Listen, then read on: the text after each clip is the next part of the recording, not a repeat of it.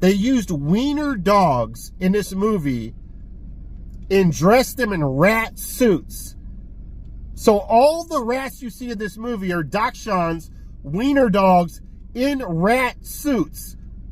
And I swear to God, guys, they'll have like 50 of these dogs in the sewer system, barreling down the sewer systems in these rat suits, and it looks incredible. If you were to say PWM, we're going to go to the movies, man. It's a rat movie. They have wiener dogs in rat costume. I say, there's no way. There's absolutely no way they could pull that off.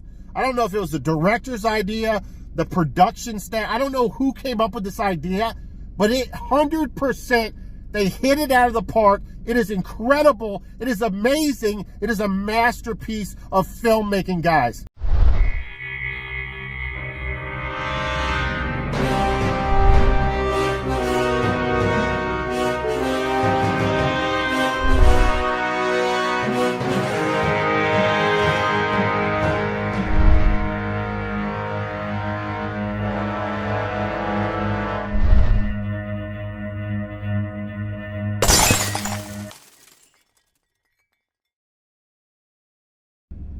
Alright, what is up, everybody? Welcome back to the channel. Welcome back to DVDs, Nuts, and Popcorn. I'm your host, the PWM, the Physical Media Mack. It's been a minute, guys. My question for you is, do you have about an hour to spare so we can talk about some movies? Oh, you do? Oh, good. Okay. Alright, well, now, I have this box here of stuff that I picked up since the last video. I don't know, man. It's been a month and a half maybe since I made a video. Something of that nature. And, you know, picked up some stuff from Amazon, eBay, some stuff from Goodwill here and there. And really wasn't a ton of stuff to show off, but, you know, a decent amount here. I don't know, maybe 20 movies. And then your boy, the PWM, goes out to three Goodwills today. I just bought a ton of stuff, so I don't even know where to start. I think let's just go ahead and start with the stuff that I picked up today. So let's get into it, and then we'll go over the stuff that, you know, I've watched a lot of, not all of it, but I've watched some of it, and I have some notes on some of it as well. All right, why do I feel like I'm missing another bag still? No, we should be good. All right, so from a thrift store, here's my most recent pickup here. Little 4-pack here. And you usually don't see these slipcovers. I mean, this is very familiar. You see these all the time. These little horror thriller 4 sets. But with the slip, you usually don't see that. Now, the reason why I got this is I've never seen Ghost Ship. I know Ghost Ship has that cool, I guess, where everybody's bodies get chopped in half. Something of that nature in the beginning of the film. So I need to check that out. I do not remember Dreamcatcher, if I've seen that before. But I really got this for Queen of the Dam. I've never seen Queen of the Dam. Rest in peace, Aaliyah. And Gothica is actually a really good film as well. So yeah, man, pretty cool little 4-pack. And then here's a movie I believe Tyler told me about. He probably saw it on like Tubi or something like that. And yeah, Active Stealth with one of the Baldwin brothers, Daniel Baldwin, but it's got the iconic Fred Williamson in it. It's a fighter jet film. How can you go wrong? Using the latest aerospace technology, the U.S. Army has created the world's first completely undetectable air weapon. Okay. Yeah, and you know, it's in Minty Mac shape, complete. So yeah, jumped on that. Both of those were $1. I mean, how am I going to pass up on that, you know? All right, a film that I have no idea about at all. I hate to go down this rabbit hole because the Nicolas Cage rabbit hole is probably the deepest rabbit hole you can ever travel through. And I heard it's a painful one. And I don't know if this is a remake of The Bad Lieutenant or what is going on. But it's called Bad Lieutenant, Port of Call, New Orleans. Port of Call, New Orleans. Doesn't exactly roll off the tongue. But it's got all kinds of great write-ups on the back of it, you know? Let me see if it's anybody of note. Yeah, Chicago Sun-Times.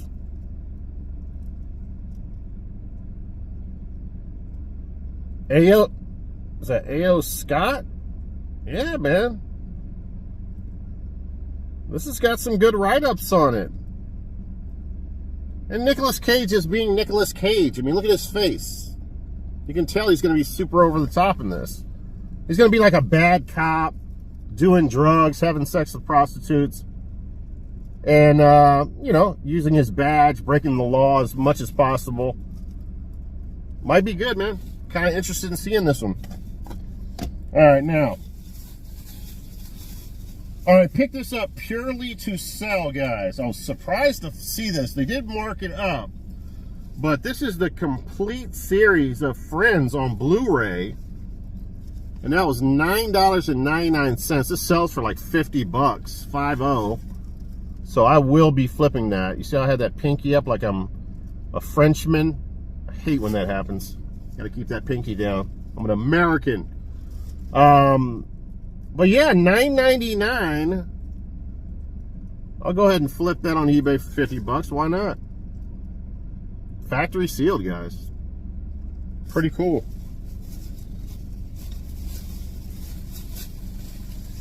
All right, I don't want to damage this. Let me put that in the back.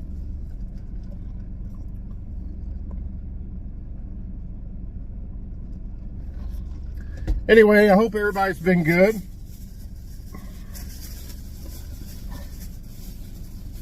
Took the dogs out for a nature trail walk. We walked about 5 miles today. Poor Taylor, she's getting up there in age a little bit. She was struggling to keep up with us.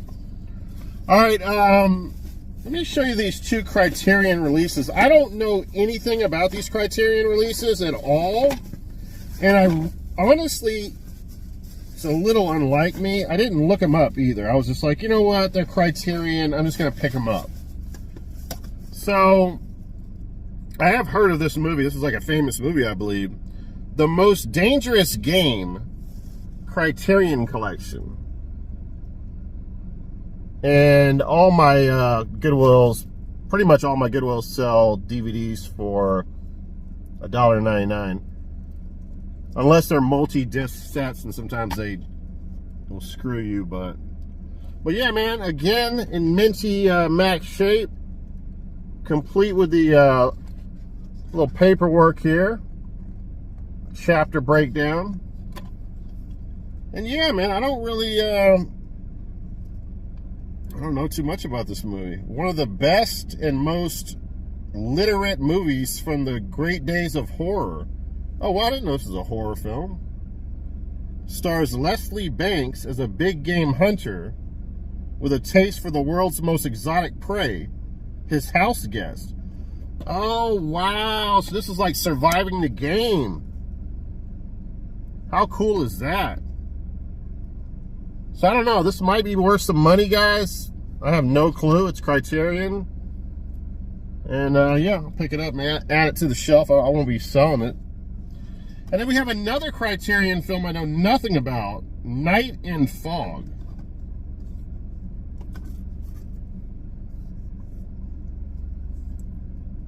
Looks like a black and white film. 10 years after liberation of the Nazi concentration camps, filmmaker Elaine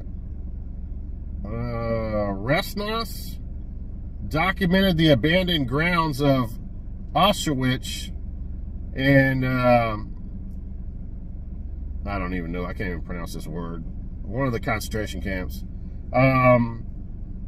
One of the first cinematic reflections on the horrors of the Holocaust. Oh God, this sounds brutally depressing. So I don't know, guys. It might be, this might be worth a little bit of money. I'm not sure. It is complete as well. And yeah, man, if I would have found more Criterion stuff, I would have picked it all up. Who doesn't love Criterion, man, if you're a collector?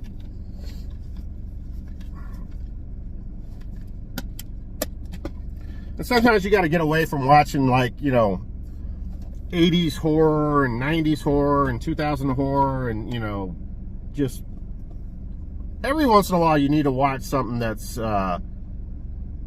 profound and something that'll ground you and humble you. And so, yeah, you know, I'll probably watch that one. This one I'm actually interested in because, I mean, if it's like surviving the game, then, you know, hell yeah. Why not?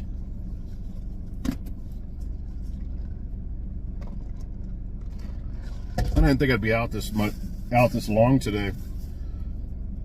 All right, speaking of grounding yourself, and this would be a perfect example right here. 4 little girls. You know, you guys normally don't see me pick up movies like this. I'm normally picking up horror stuff, right? But this is a Spike Lee movie, and you know, it's about a very tragic thing that happened in our history where I think it was a church that was bombed. The bomb was put underneath the church, and the church blew up, and 4 little girls got killed. And this is the story of the 4 young girls who paid the price for the nation's ignorance. It's in the snapback. And yeah, definitely looking forward to checking that out. Gotta respect Spike Lee, man. He's done some great stuff. Now, you know, I'm on the fence with Steven Seagal. It's like, do I want all of his crappy movies, and then like I end up in a situation like this, and I don't have everything logged in yet onto that goofy app that I started to log stuff in on. So I could not remember if I had every one of these. You know, I'm not sure. So I had to pick it up. If I'm missing one of these, then I had to pick it up. You know, cool 4-pack here. And it's brand new, factory sealed, so there's always that. But I mean, Hard to Kill is a classic. Out for Justice is a classic. On Deadly Ground, not so much. And Exit Wounds has DMX in it, man. So, even though that might not be a classic, it's still a cool-ass film, right? All right, now, speaking of flipping stuff, this is another thing that I kind of just walked into, and I was like, what the crap? I did not even, like, well, that's not true. Like, when I first saw this, I say, you know what? Let me pick this up. Number one, it might be interesting, but I just had a feeling that this might be worth something, and sure enough, it is. The Crow, Stairway to Heaven, the complete series. And that guy actually looks like Brandon Lee to me.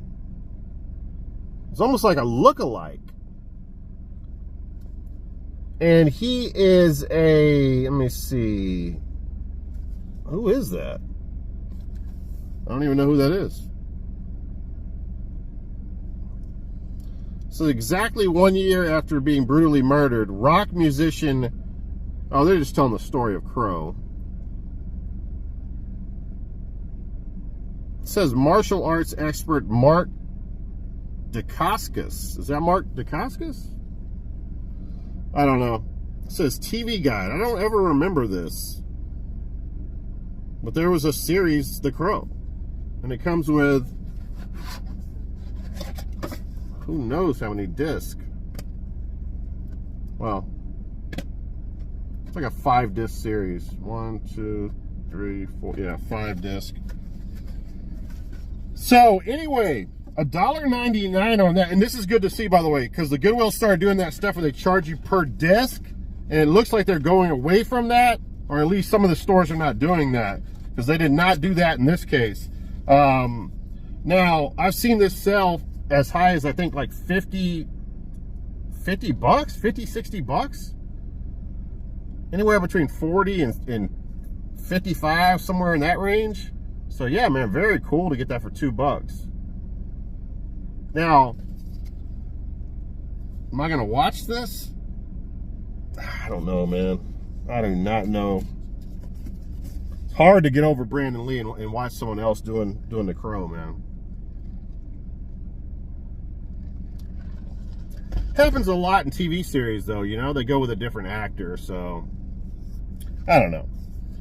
Now, when I went on vacation with the family and got the beach house, I'm pretty certain my stepdad, he didn't talk about any movie the whole time we were there. We're there a whole week, but he did want to talk about this movie.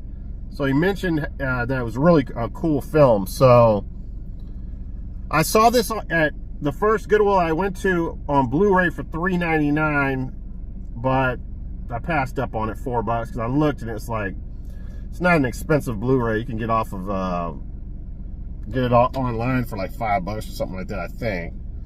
So I said, F it, you know, let me get it for $2 on DVD. Watch it first, and then if I need to upgrade to Blu-ray, I can always do that later on. But yeah, I know nothing about it. Again, going down the Nicolas Cage rabbit hole, it's supposed to be like a really cool film.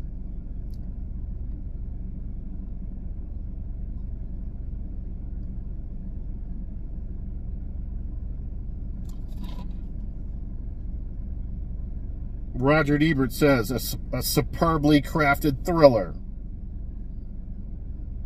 Nicolas Cage doing some big things, man. All right, I saw this at Goodwill before, and I don't know why I passed up on it. I think I was starting to get picky about films, as I do sometimes. But this was 50% off. No, I'm sorry, this is 75% off, so I paid like a quarter for this. Does that make sense? Quarter, fit, yeah. So I paid 25 cents for this. In Too Deep's a good film. Definitely. LL Cool J and Omar Epps. The Glass Shield, I don't remember The Glass Shield, but that was back in Ice Cube's heyday when he was doing like Friday and, you know, Boys in the Hood and all those cool films. It wasn't too long afterwards he did this movie. So I'm kind of interested to watch that again. Rage in Harlem's a good film. And then we have Malevolent with my boy, what's his name? Lou Diamond Phillips, which I'm kind of interested in checking out. Because who doesn't love some Lou Diamond? 8 movies, Heat on the Street. Unfortunately, it's compressed bullshit.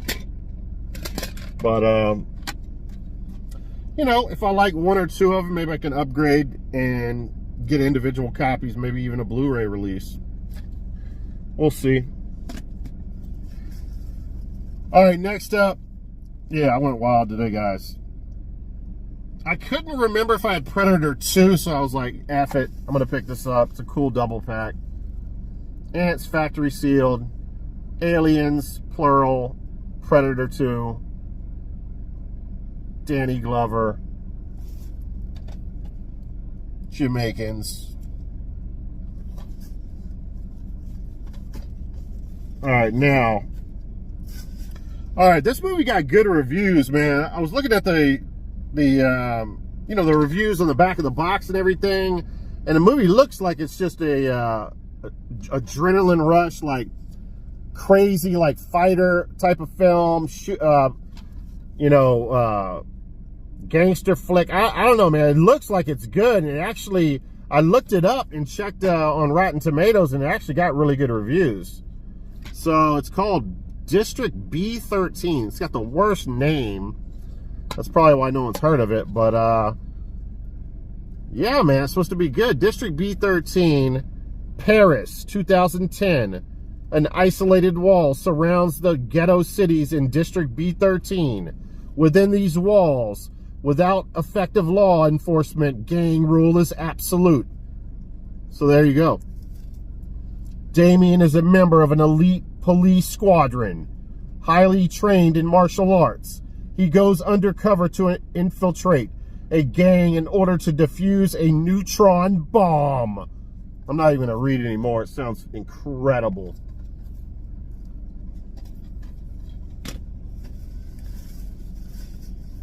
All right, so I think that's it for what I picked up today. So not a bad day. I'm going to have to research those Criterions after this video.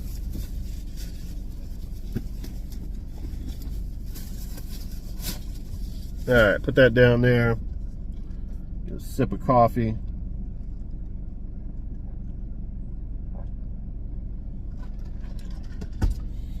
All right, now, all right, we're going to have to talk about these two films later on because I've only saw 45 minutes of the first one. We have Highlander 1 and Highlander 2.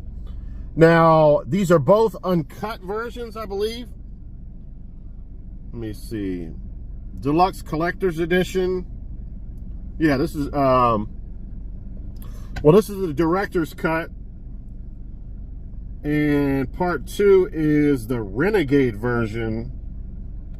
Yeah, this is a director's cut as well. So, I'll talk about this in the next video. Never watched these films before. I've never seen any of the Highlander movies. I knew nothing about the Highlander movies. So, watching this last night, I kind of like not knowing anything about it. Because I was like, is this a vampire film? Like, what is this movie? I had no clue. And, yeah, it seems like it's going to be badass. Like, I love the first 45 minutes of it. It's got Sean Connery in it. It has the guy, Clancy Brown in it. It's a really, like, not too many people talk about how much of a badass he is. He's like a really good evil villain in movies. He's been an evil villain in like a bunch of movies. He's like one of the top tier baddies in films. And he's the bad guy in this movie. And yeah, but again, we'll talk about these films once I watch them, once I complete these. And I think there's at least a 3, maybe even a 4 in the series. But man, Christopher Lambert, he's the best, man. I mean, what can I say?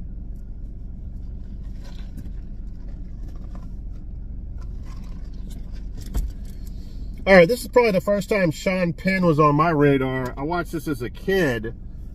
And, yeah, man, Bad Boys. The real Bad Boys. This is better than that crap with Will Smith. Prison movie, and it's got Sean Penn in it. And again, Clancy Brown is like the, he's one of the prison baddies in the film. And then also in this film, we have the drug dealer, hopefully I'm saying his name right, Asaya Morales. Now, I've talked about Morales in the past on this channel. I don't know if you guys remember, but he's the one that won. He won like an Academy Award, or he was nominated or something. He won some kind of award for La Bamba.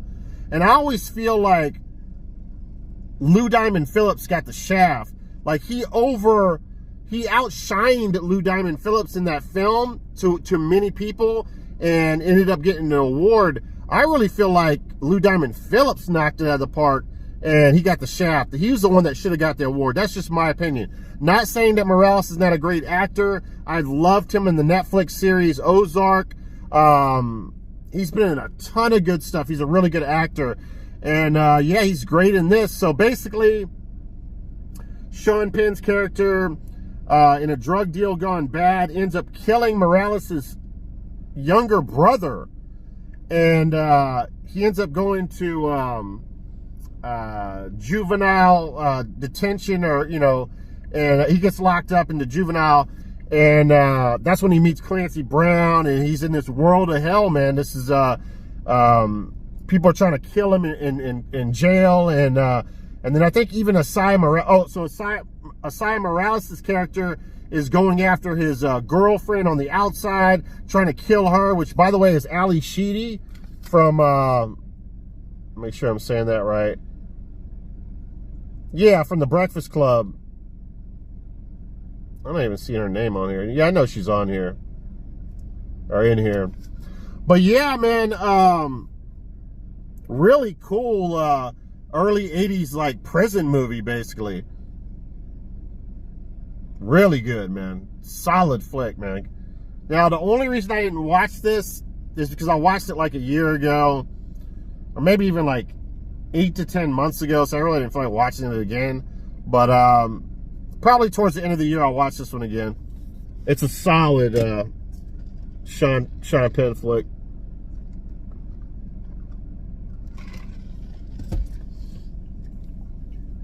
Like, I always think about, what is it? Not Hamburger Hill. Full Metal Jacket, where they put, I think they put soap bars in a pillowcase and beat that one guy, right?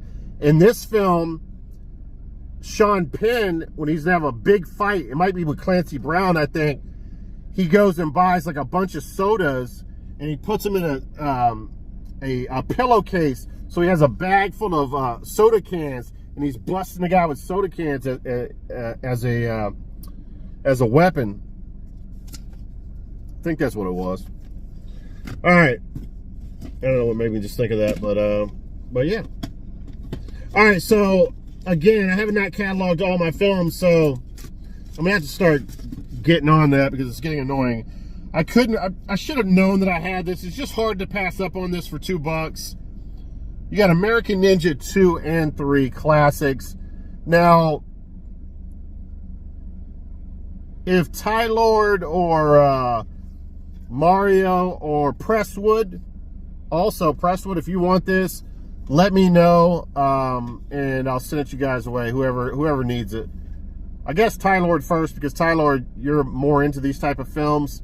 So if you need this, let me know. If not, then Presswood or Mario, let me know if it's something that you'd be interested in. Now, forgot that I had this. I don't know why I was thinking I had Creepshow 1 only, but I have Creepshow 2. So this is another movie. If someone needs this, let me know.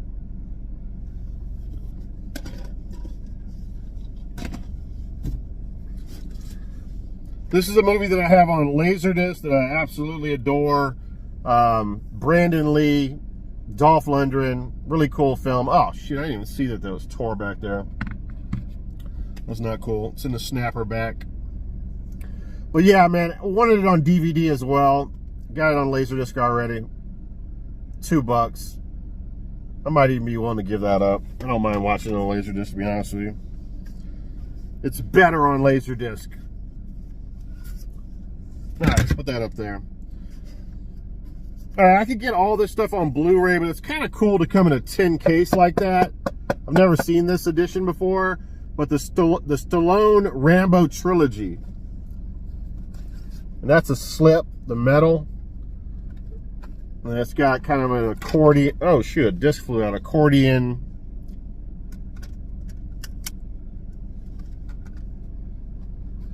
Or not accordion. I don't know what I'm talking about. I don't know. I just thought that was kind of badass. It's DVD, not Blu-ray, but it's still badass. Alrighty. Moving on. Where are we at? 20. I guess we're making good time.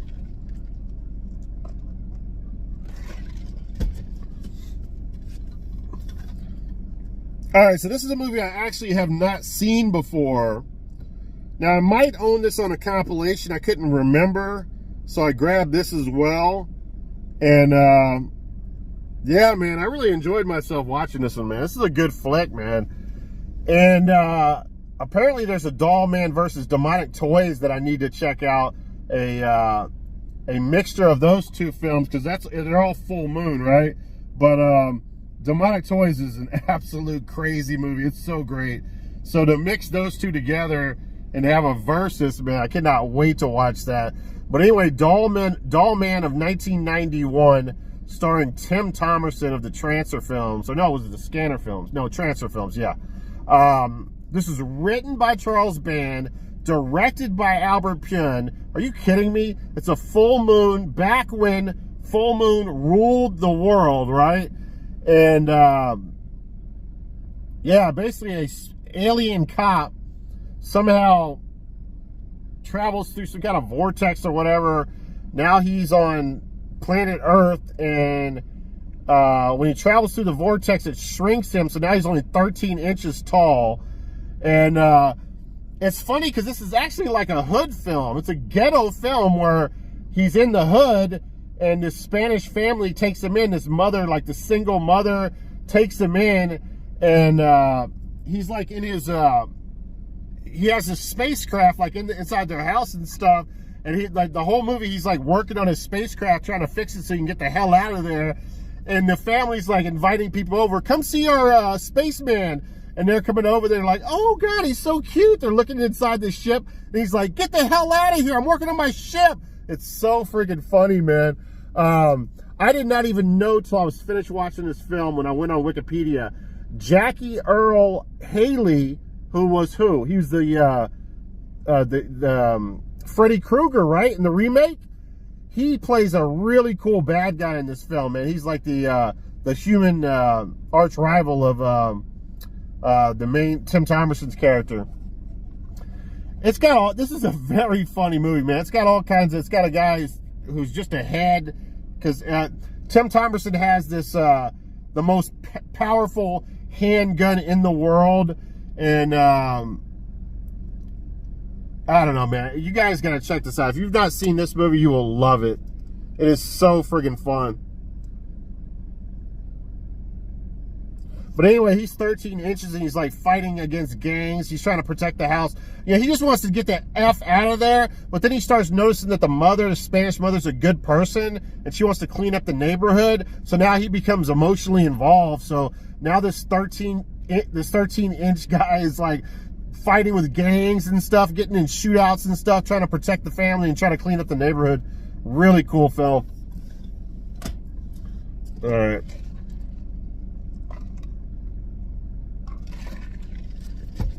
Did I tell you this is a cool film? All right, next up here. Let's run through this. This is like a good, like, Western type of film. It's nothing to where I thought it was going to be. And by the way, this is a $1.25 Bush pickup. And it's nothing what I thought it was going to be. It's very unpredictable. Nothing happens in the movie that I thought was going to happen. It's it's not your typical, like, Western, like, I mean, there is some killings with guns, but it's very minimum. It's not one of those cowboy shoot 'em up Westerns. It's not. If you're looking for that, you'll be highly disappointed in this film. This is a beautiful movie. Like, I mean, there's all kinds of long shots of, you know, snowy mountain caps, and just like wherever they film this at, it's like a real place. Like, this is no kind of studio film. Let me see. Inspired by Thomas Hardy's novel, The Claim is a story of love, struggle, passion, and redemption, set against the harsh landscape of the Rocky Mountains. In the quest for a fortune, a young man, Dylan, Peter Mullen, who's a really good actor, he's right here in the back here. When he's young, he's got a young wife and a newborn, and they're traveling in the snow, like, and he's like a panhandler trying to get gold and stuff, and they like risk their lives to go out there and get gold, and he like comes up empty, right? And he's trying to feed the kid, and they're like broke, and he's trying to get gold, and they meet this guy, and he's got gold, and he's basically says, hey, I'll give you all this gold that I have, but I want your wife. And he thinks about it for a minute, and you're like, there's no way. He's got a little kid and stuff. And the guy's like, I'll take the kid too, man, and I'll give you all this gold. And sure enough, he gives away his wife and kid for gold. And fast forward 15 years later, or 20 years later, he's the richest man, like, in the state of where are they at? Rocky Mountains. Where are the Rocky Mountains at? Colorado? He's probably the richest man in the United States. He's got like this, it's ridiculous. They show this room, the storage room. He's got these gold bars that are about this size. And he's probably got 1,000 of them in this room. He's like literally like the richest man in the world. And then his ex-wife finds him and his daughter, but his daughter doesn't know what happened because the mother never said anything about it. All the while the railroad is coming, and he's got this booming town that he's built, and now the railroad comes in and he welcomes them into town, and they're staying in town, and some rivalry builds between the railroad and him. I'm probably explaining this badly, but yeah, it's a really good film. Again, if you want to shoot 'em up Western, it's not that. It's something to behold. It's a beautiful film. All right, now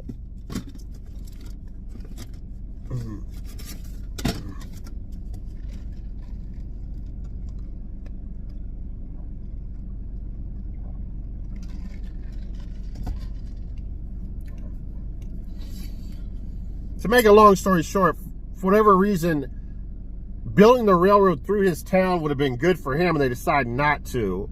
And that becomes a major friction. Like, people die over this, okay? All right. Now,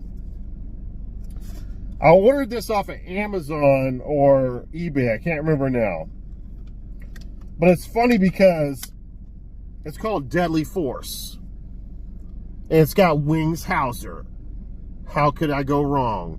But it's funny because I noticed this on my refrigerator. This was a magnet was holding this on my refrigerator. It's been up there for like 2 years. Because I remember at one point I was like, I need to own all the movies with Force in it. And the first movie on there is literally Deadly Force. Then Death Force. Plus Vampire Hooker. I gotta get that. Then you have Excessive Force 1 and 2. Outlaw Force. Raw Force. Lethal Force. Interceptor Force 2. I believe I have that. Interceptor Force. So, yeah, I wanted all the Force movies, guys. Now, this is a serial killer film. And Wings Hauser's like a disgraced police officer. I think he got kicked off the force or whatever.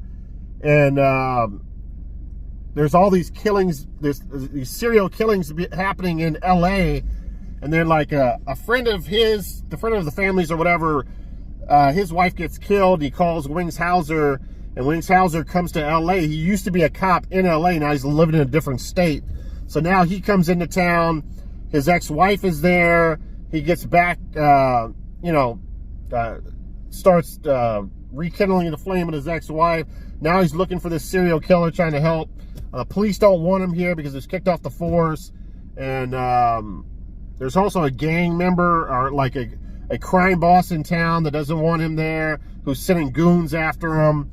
This is not as good as I thought it was going to be, guys. I do love Wings Hauser, and I love the Shout Factory put out this film, and I want them to continue to do stuff like that. But it's just not as good as I thought it was going to be. It's pretty good. That's about all I can say. I was hoping for better. All right, now, where are we at here?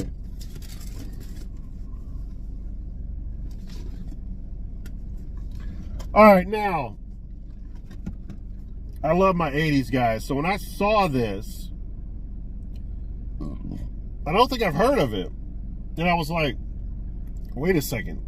An action thriller, like cop movie from the 80s with Lou Diamond Phillips and Kiefer Sutherland that I've never heard of? I gotta get this. Renegades. Now, this came out in 1989. Again, Kiefer Sutherland, Lou Diamond Phillips, and this has Jamie Gertz in it. Jamie Gertz is hot, man. She was in so many cool films back in the old days. Of course, Lost Boys is one that everybody knows her from. Now, this film, was directed by Jack Shoulder, who has an interesting filmography. He directed the original Alone in the Dark, which I barely just saw like a year ago and I loved, with Jack Palance in it, I think, and our boy from Halloween. Can't think of his name right now. Dr. Loomis. You know what I'm talking about. Now, he also directed Nightmare on Elm Street 2 and Wishmaster 2. So, I mean, the guy knows it. I mean, the guy is a pretty badass, you know, horror film director. Now, this is another movie that just didn't really hit the mark for me. It's not a bad movie, but it could have been so much better. Now, I will say this. This has some of the best car chase scenes in any movie that I've ever seen. Like, there's some driving through, like, literally, like, cars driving through stores and crashing out into the street. There's one car going up a ramp of a diesel and driving out the top of the over the top. I mean, there is some crazy drive sequences in this movie. Really good action sequences. Now, basically, to make a long story short, Kiefer Sutherland is an undercover cop, and there's a bad cop that he's trying to find, a corrupt cop, and that's helping like these diamond heist guys who are robbing diamond stores. Now, so he goes undercover and he gets involved in doing a diamond heist where they rob a diamond store, and he's there and someone gets killed. And on the other side of the planet, Lou Diamond Phillips is leaving home. He's part of an Indian reservation, and they're giving him this this spear, which is a sacred spear that was passed down for like 600 years in this Indian tribe. And so he's taken this to give to a museum there or something of that nature. Yeah, I think that's what's going on. So somehow they run into each other's path during this diamond heist, and after they get out of the diamond store, the police are chasing them, and they run into this museum to try to get away from the cops. And the guy, one of the bad guys in the film, grabs the spear. He breaks the glass, and Lou Diamond Phillips is right there, and his brother. And Lou Diamond Phillips' brother tries to stop the guy, and the guy shoots the brother. So, bam, Lou Diamond Phillips' brother's dead. And then after that, so, you know, Kiefer Sutherland ends up getting shot, and they find out that he's a cop, right? So Lou Diamond Phillips ends up nursing him back to health and stuff with the help of his Indian dad. And then they become kind of like partners and stuff, but they don't trust each other. And they want to, and Lou Diamond Phillips says, I just need you to show me where this guy is. I need to kill him. Later on in the film, his dad gets killed too. So I'm going to tell you what pisses me off in this film. They finally catch up to this mother freaker at the end of the movie. And what would you think would happen? They would get the spear back, and Lou Diamond Phillips would kill the guy with the spear. Nope, doesn't happen. Kiefer Sutherland kills the guy with the spear. It's like, what are you doing? It's like, that's like the stupidest thing I've ever heard. The Indian should kill the guy with the spear, not Kiefer White Sutherland. White boy Sutherland. This is crazy. That pissed me off so much, man. So the ending was all screwed up, man. I don't know why. And that just has to do with Kiefer being a bigger name. They were like, let's make him the hero at the end of the movie. Stupid ending. They really ruined it for me. Probably won't watch it again just because of that. Pissed me off. White boy. He must have thought it was White Boy Day. True Romance. Nod to True Romance. You guys probably don't know what I'm talking about. Alright, now this is a movie that I saw on streaming services. I used to watch this dude called Flix Connection, and until he started showing the same movies over and over again. But he would like go on to Tubi, Netflix, Amazon. He'd be like, these are the movies, the hidden gems and stuff. So then he started showing the same movies over and over again. It drove me crazy, so I stopped watching this channel. But anyway, he would always talk about this film. So I did watch it, and I did enjoy it. I enjoyed it so much that I watched it a second time. But I remember the second time not liking it as much as the first time. And then I was thinking the other day, so I finally find it a physical form, right, the other day at Goodwill, and I pick it up. And I'm like, let me watch this again. And I watched it for a third time. So it tells you the movie must be pretty damn good if I'm watching it 3 times in literally 2 years, guys. I think 2 years. Might be 3 years. But yeah, enjoyed it again. It is a solid film. So this is a solid revenge flick. Blue Ruin, 2013 American thriller film. It's directed by a guy named Jeremy Saulnier. Now, Jeremy Saulnier has an interesting filmography. He directed Murder Party, which I know a lot of people like. I have not seen it, unfortunately. And then he directed Green Room, which is another movie that I have not seen, which I only watched the beginning of it for some reason. But people always praise Green Room, right? It's got the guy from Star Trek in it. And, so yeah, man, 2 notable films that he's directed, and now Blue Ruin. Now, this was funded through a Kickstarter campaign, which is pretty cool, guys. Now, basically what happens is the main character in this film, let me see.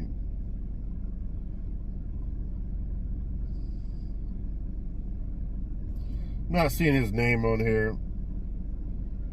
Anyway, this guy right here, the main protagonist. He's a homeless guy. His life has just fallen apart ever since his parents died.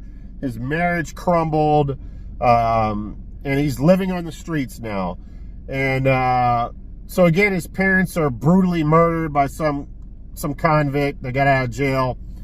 And so all of a sudden, the police officer that knows him, and I think it was part of the original case when his parents were killed, comes in, knocks on the car window where he's living inside of his car, I guess, and says, hey, I need to take you to the police station. I need to talk to you. And breaks the news, hey, the guy is getting out on a technicality or something of that nature. So, you know, thanks for the information, blah, blah, blah. He goes back on his own again, and now he's searching for a gun. He ends up stealing a gun out of a truck outside of a bar, takes it to somewhere and it has a lock on it. He tries to knock the lock off of it, but he ends up breaking the gun.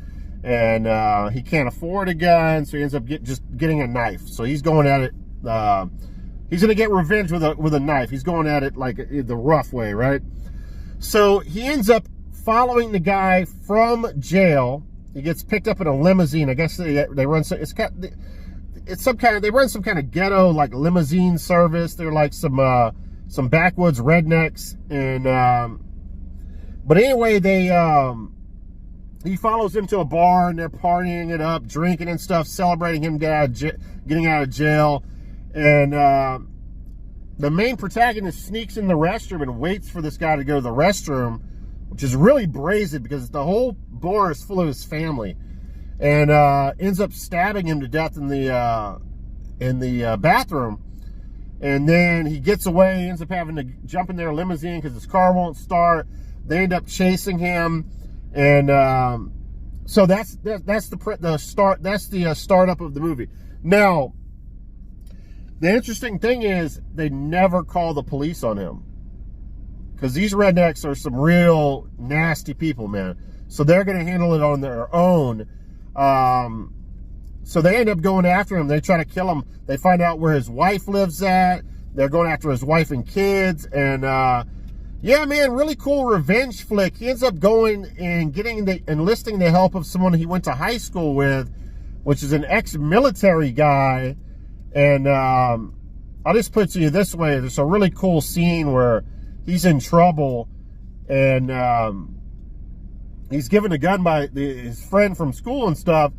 And he's in this field, and then he gets in trouble where he's about to get killed by this guy who's locked in his trunk, where he unlocks the trunk, and the guy somehow gets a hold of the gun, and he's about to get killed.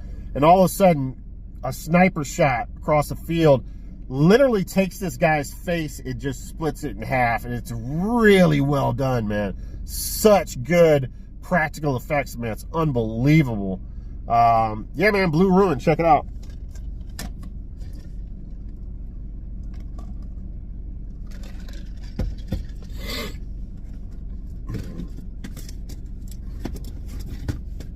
Where are we at here? Yeah, we'll be about an hour in this film.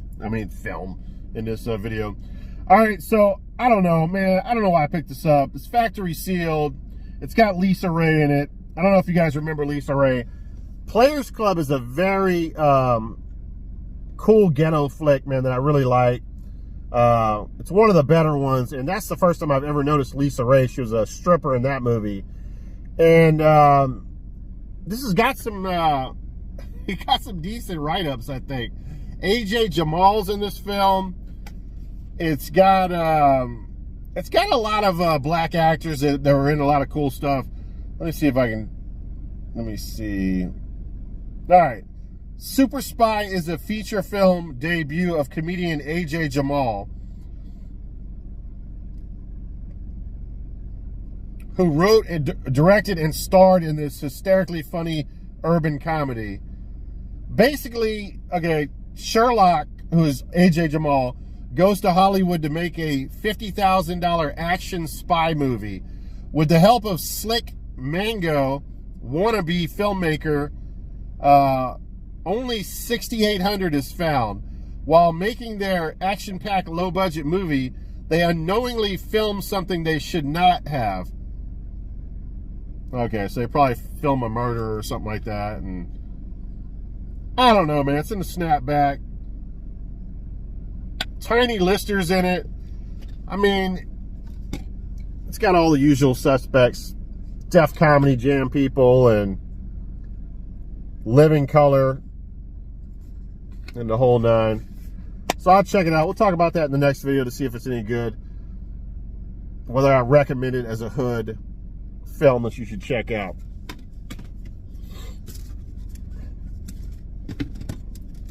All right, only saw one of these. I was jealous. I see people on YouTube with this. It's just a really sexy Vestron collection here. It has 1 and 2 on there. Now, I think they have a Vestron release of just 1. So make sure you pick up the one that has the double pack, man, because that's pretty badass. I've never seen Dentist 2. I'm pretty certain. And I do not remember Dentist. I must have seen the Dentist when I was super young, man, because I did not remember it. Let me just tell you something. This is a super over-the-top film. Like, it's so over-the-top that most of the scenes in this movie you think are dream sequences, but they're not even dream sequences. It's that over-the-top. But it's a fun film, man. It is a really fun film. Corbin Bernstein, obviously, or Bernson. Let me see. Where there's a drill, there's a way. Corbin Bernson stars as a homicidal dentist, Dr. Alan Finestone, in these 2 horror favorites, available for the first time on Blu-ray. Oh, wow, first time. In The Dentist, Beverly Hills dentist Dr. Finestone seems to have the perfect, ordered life until discovery of his wife's affair with the pool boy sends him off the deep end, unlocking the killer inside. Okay, so that's basically what it is. The pool boy, or the pool guy, is banging his wife, and it basically makes him insane, and yeah, he loses his mind. I mean, it just starts going on a killing spree. In Dentist 2, or The Dentist 2 finds the evil doctor in a maximum security mental hospital, but not for long, as he escapes to a small town and turns his attention to a new love interest and new victims. I can't wait to see Dentist 2. I mean, this is a super sexy release here, guys.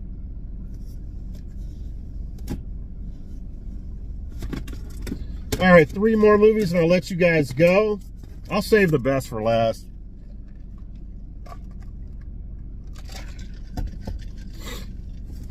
I got a showstopper for you guys.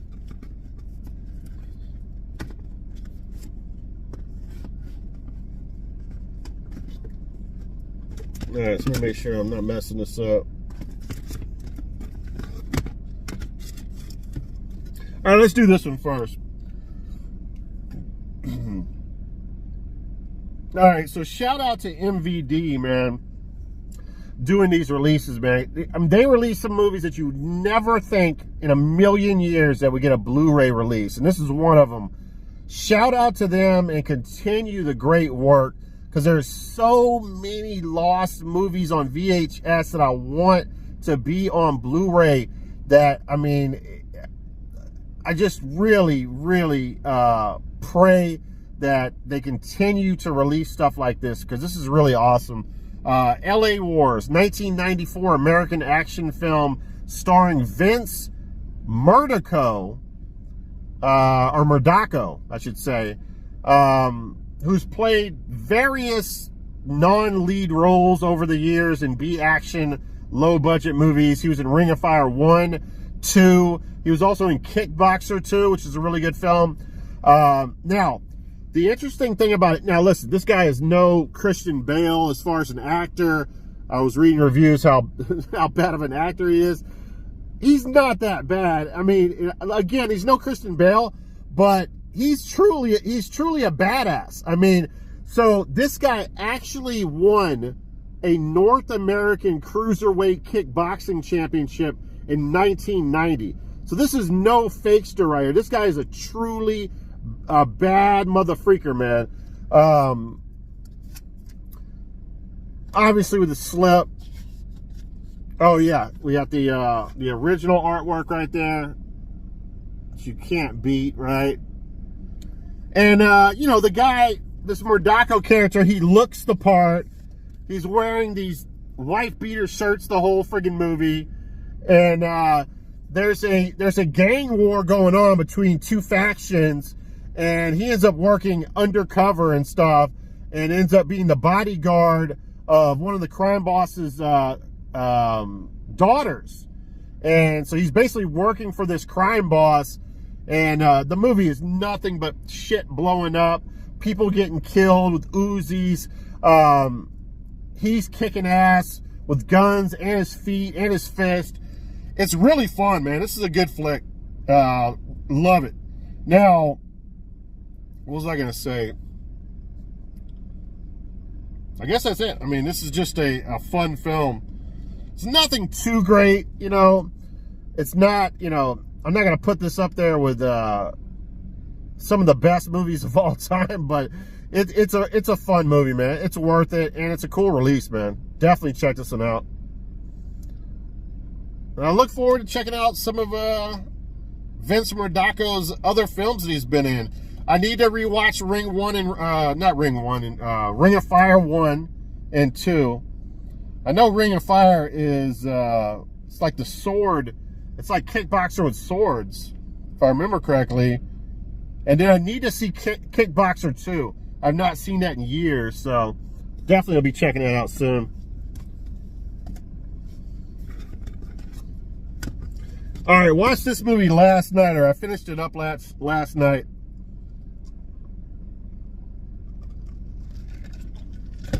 This movie's been on my radar for a long time. Gymkata.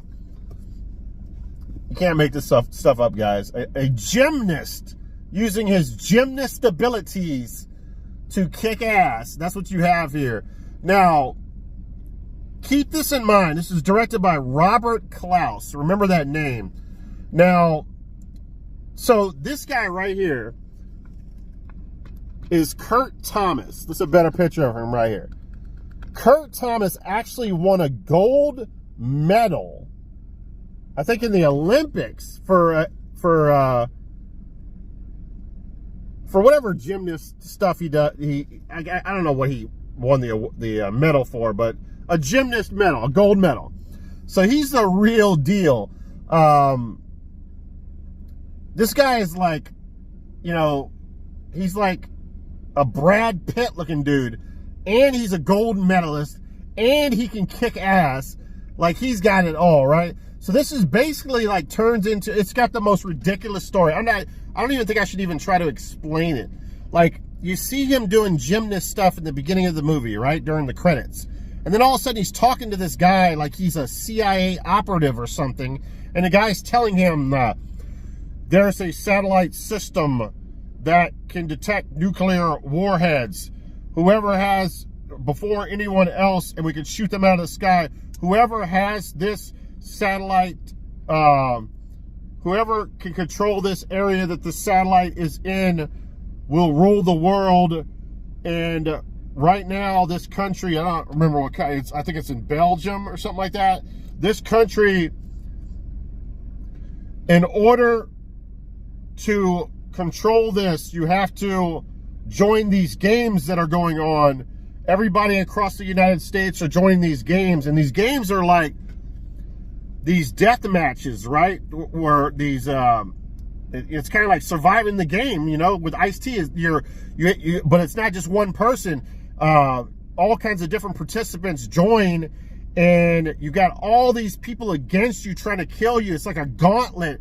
You have to go, you're traversing like harsh landscapes, or like climbing ropes, climbing ladders, and jumping from building to building, and all these obstacles. They're like obstacle courses and stuff.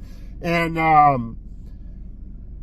it's kind of hard to explain, but so that's basically what he's trained. And they tell him, they say, if you win, if you survive to the end, you're the only one left, you win a favor with the government, and then you can control. It makes no sense whatsoever. Don't even try to expect this to make any sense at all.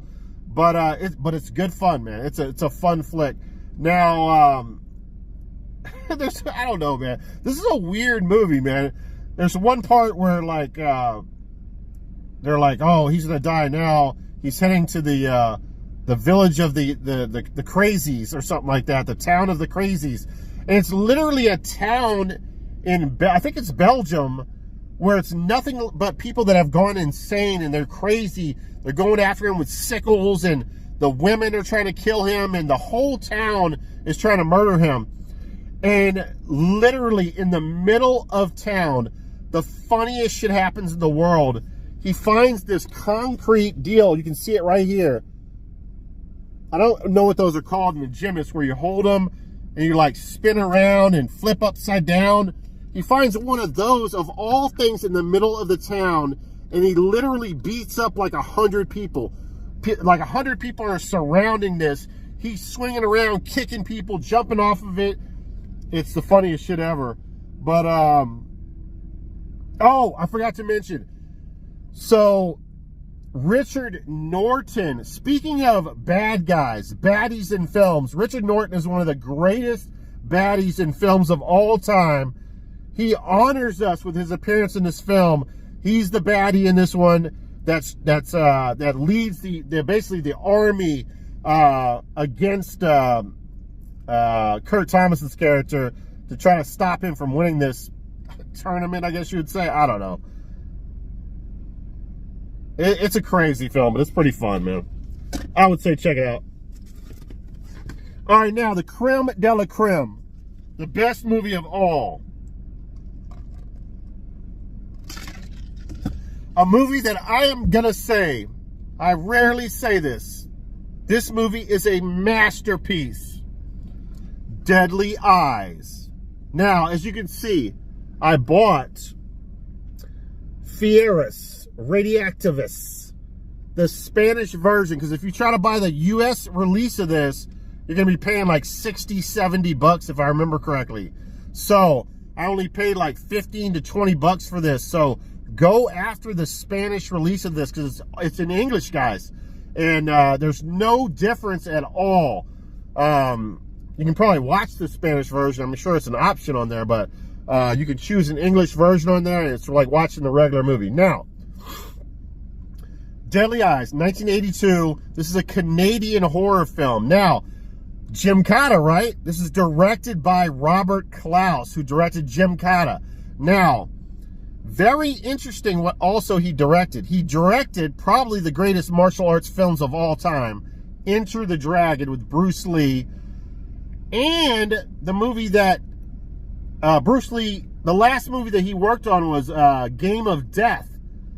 Actually, they didn't even finish the movie. they had to find creative ways to finish the movie without Bruce Lee because he died during the production of the movie. Gymkata we already talked about, and he's directed a bunch of other stuff. But man, those are some heavy hitters. Enter the Dragon, Game of Death. Now, this movie is loosely based on the 1974 novel The Rats. Now, also, Chuck McDermott recorded 2 original folk rock songs for this film. One of them was called Lolita, and you hear Lolita in the film, and it's basically lost media. It was never released on any of his albums. It was never released on any CDs, anywhere ever, on compilations. So they call it lost media. It was only released, the only way you can hear this is on this film.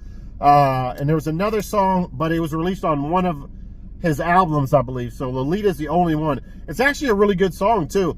Now, in this film, the craziest thing is the rats in this movie, they actually use dachshunds, which are, I'm just going to say wiener dogs. Y'all know what wiener dogs are, right? They used wiener dogs in this movie and dressed them in rat suits.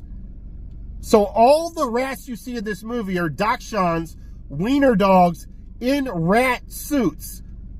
And I swear to God, guys, they'll have like 50 of these dogs in the sewer system, barreling down the sewer systems in these rat suits, and it looks incredible. If you were to say PWM, we're gonna go to the movies, man. It's a rat movie. They have wiener dogs in rat costume. I say there's no way. There's absolutely no way they could pull that off. I don't know if it was the director's idea, the production staff. I don't know who came up with this idea, but 100%, they hit it out of the park. It is incredible. It is amazing. It is a masterpiece of filmmaking, guys. Okay, so you have that.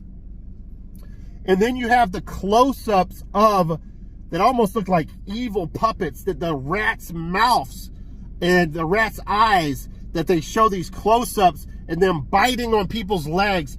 That looks hilariously funny, and it looks really badass as well.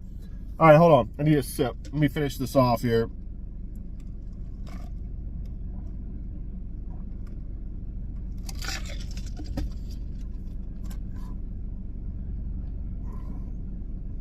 All right, also, Scatman Crothers in this movie, and if you do not know who that is, that's the black guy from The Shining. The black guy who actually had The Shining, you know what I mean? Like, he could relate to the kid because they had that same the same Shining the special gift or power or whatever. He's the black guy who, you know, gets killed in the axe, you know, in the movie. He's in this, and he's like the he works for like the city. He's like the, what is his position? I can't remember what his position is in this movie. He works for the city. He's supposed to keep like the, I think he might even be an exterminator in the film. Oh, this is in Spanish, the back of it, so I can't even read it to you guys. But anyway, besides the point, he's cool in the film. Now, what happens is, see, I don't even remember that guy's position now because I can't see it. Let me see, local. Anyway, this lady is working for the city, and her job, she's like an inspector or whatever. She shuts this guy down. He's about to ship off all this corn, export all this corn or whatever. She finds all kinds of like pesticides and like all kinds of rats on there, and they put all this steroids into the corn. All this illegal stuff's going on. So the rats have been chewing on all this stuff, and unbeknownst to them, these rats become the size of dogs, and you know, because of the steroids and whatnot. Now, she meets this other guy who's a single parent, and they have like this love. They end up falling in love and stuff. So they have this relationship throughout the film, and they end up working together because all of a sudden all these rats start killing everybody, and they go crazy. Dude, there is a scene in this movie. Early on in this movie, you actually hear that there's like this one girl, like she's like messing around in bed with this one guy, and her baby starts crying. She's like, "Oh, I gotta go feed my baby." So she gets out of bed. They're playing that Lolita song by McDermott's song, right? And someone knocks at the door, like, "You're playing your music too loud" and stuff. And they're just, you know, the guy's horsing around, and he's got like a broom, and he's like playing it in the living room. He goes to the living room. There's all these hot girls in the living room, and they're like throwing a party. The younger daughter, or the younger sister, she's the one that has the kid or whatever. And so anyway, she takes her baby out to the kitchen area and puts him in a high chair and starts feeding him, you know, baby food or whatever. Can't be more than like 1 year old, you know. And so the party's like, "Hey, we're gonna go get something to eat or whatever. Do you want to go?" And she's like, "No, I got a kid. I got to stay here," you know. And so she goes out to the porch, and they take off. And then all of a sudden, you see these rats come from the basement, and they're climbing up on the high chair. And all of a sudden, you hear a scream, and she's out on the porch, and she rushes into the kitchen. And the high chair, she hears the high chair, or she heard the high chair fall over, and the kid scream, right? And she goes into the kitchen. It's a bloodbath. There's a trail of blood. This movie doesn't give an F about kids or anything. Literally, the rats tear this 1 year old to shreds. They eat every little last bite of them. So at the beginning of the movie, you're like, holy freak. This movie doesn't give a damn. They're killing children in the film. There are so many cool sequences in the film. There's obviously rats killing people in the gutter system. There's rats killing people in a bowling alley. There's rats killing people in a movie theater. They're taking scenes from, they actually use scenes, the director used, Robert Klaus used scenes from, I think, Game of Death, and like, you know, a hodgepodge of different scenes from the movie theater is put into this film. It all works, guys, on all levels, man. Yeah, there's rats killing people in movie theaters and stuff. It's so badass. This is one of those watches that blew me away. I could not believe how good it was. Is it cheesy as hell? Yeah, of course it's cheesy as hell. But this is, I want to know right now what's a better rat movie. Tell me in the comments below what rat movie I need to watch that's better than this. I mean, I've seen Willard, Ben, some Ice-T hood rat movie. You know, I'm sure there's plenty more. Let me know in the comments below if you know a better movie than Deadly Eyes as far as rat movies are concerned. This movie is an absolute masterpiece in my opinion. I loved every minute of it. I cannot wait to see it again. This is the close-up of the rats, how they look. And they're just ripping humans to shreds in this film, man. It is so hilarious. They're killing dogs, cats, you name it. Deadly Eyes, the showstopper, the highest recommend of all recommends. Check it out, guys. All right, that's it, guys. I am done, man. An hour and 13 minutes. Oh, we haven't done this in a while. Let's break a window. God dang it. Glass is everywhere. All right, guys. Thanks for checking out the video. I'm the PMM, the Physical Media Mack. Good luck out there finding whatever physical media that you are looking for. And I'll catch you guys in the next video.